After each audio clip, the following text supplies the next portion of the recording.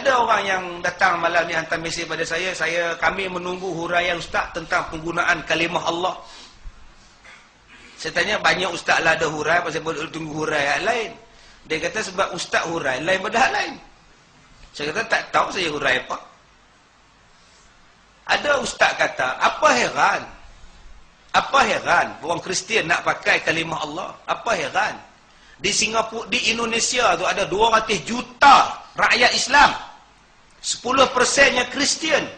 Orang Kristian di sana dah lama menggunakan Allah. Tak mengamuk pun 200 juta rakyat. Biasa ya, mereka bagi je orang Kristian pakai. Tak ada apa-apa pun. Oh, dia samakan kita dengan Indonesia. Dia kata tak ada apa-apa pun. Tak ada apa-apa, tuan-tuan. Gempa bumi tiap-tiap hari tu tak ada apa-apa. Tak ada apa-apa lah. Tsunami berlaku setahun sekali tu tak ada apa-apa. Gunung berapi meletup setahun sekali tak ada apa-apa.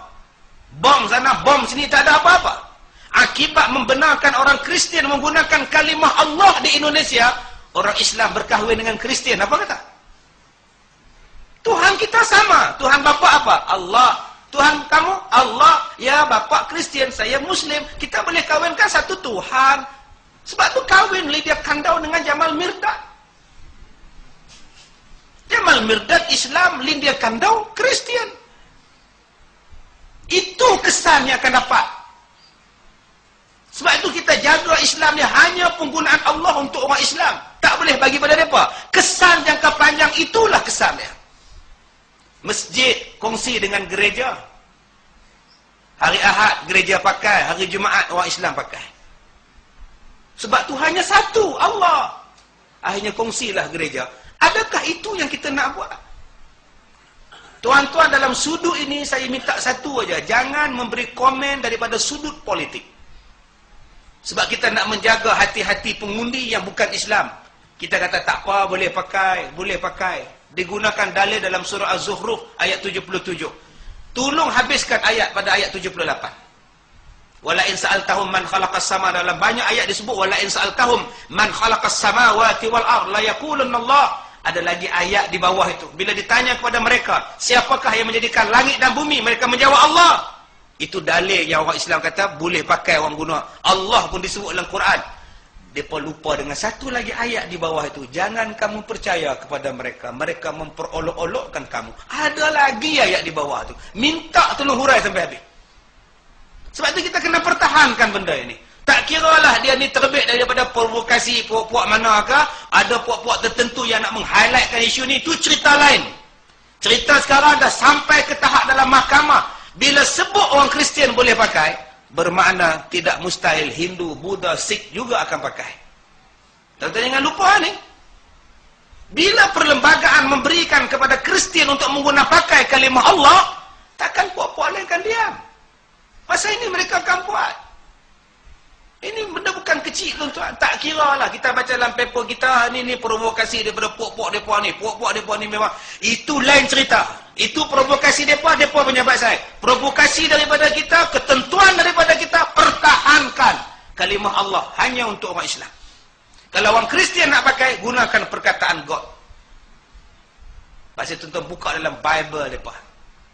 Bible mereka tetap menggunakan God. Dan mereka tidak menggunakan Injil. Kalau tuan-tuan alasan bahawa Kristian dan Yahudi itu adalah kitab Samawi, salah tuan-tuan. Kitab Samawi menggunakan Taurat dan Injil.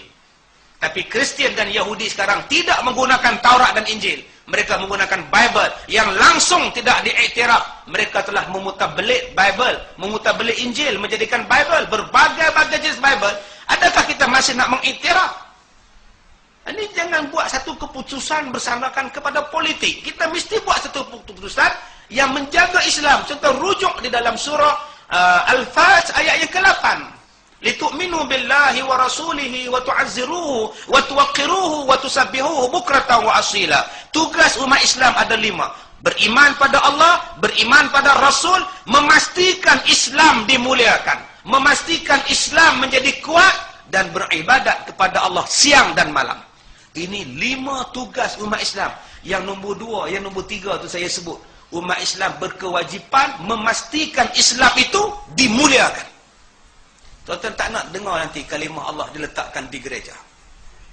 Diletakkan di baju, masuk jamban, ikut suka hati mereka. Mereka bukan ada nilai-nilai untuk menjaga kalimah Allah.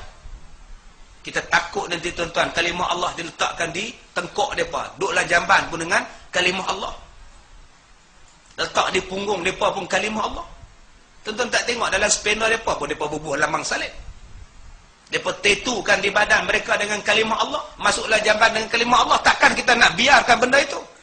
Dan mereka faham bahawa Tuhan itu ada anak, Tuhan itu ada bapa dan sebagainya. Takkan kita nak kata dan bersetuju Allah itu ada anak dan bapa. Betul Tuhan mereka Allah, Tuhan kita pun Allah. Tapi pahaman mereka tentang Allah bercanggah dengan kita. Wajib kita jaga nama baik Tuhan kita. Serupa kampung tuan-tuan. Orang salah gunakan nama kampung tuan-tuan. Orang duk panggil kampung Muhabbat. Muhabbat, Taman Muhabbat, Taman Muhabbat. Bukan Taman Muhabbat, Taman Muhibah. Serupa sajalah, Muhibah, Muhabbat kan sama. Tak sama tuan-tuan, Muhibah lain, Muhabbat lain. Begitulah dengan kalimah Allah yang kita faham. Allah Samad. Allahus Samad. Allah Qul huwallahu ahad. Depa faham lain. Allah ada 3. Takkan kita nak kata sama. Sebab tu saya minta pada tuan-tuan, kalau ada orang bagi alasan di Indonesia menggunakan kalimah Allah tak bisi apa, tak jadi apa, tak jadi apa tuan-tuan. Tak jadi apa, orang duk menikah Muslim dengan Kristian tak jadi apa, berkongsi masjid, gereja tak jadi apa. Tiap-tiap hari gempa bumi tak jadi apa. Kalau kita nak tengok benda tu berlaku kepada anak cucu kita dalam tempoh 20 tahun lagi, kalau benda ini dilaksanakan, kesan dia tuan-tuan akan nampak. Sama saja, Tuhan you pun Allah, Tuhan saya pun Allah. Janji kita Tuhan satu, kita kahwin. Aku Kristian, hang Islam, kahwinlah dia. Anak terpulang nak jadi apa?